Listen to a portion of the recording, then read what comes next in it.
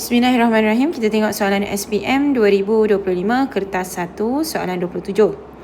Antara berikut bahan tambah makanan manakah adalah pengantioksida? So, kita highlight pengantioksida.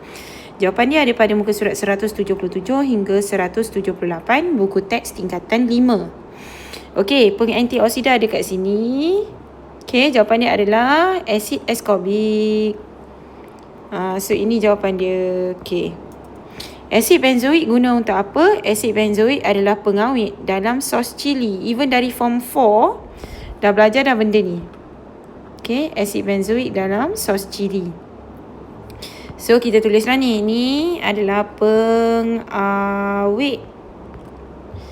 Sulfur dioxide. Sulfur dioxide pun pengawet. Nampak tak kat mana? Oops. Pengawet. Okay, pengawet untuk buah-buahan kering. And natrium benzoat pun pengawet. Okay.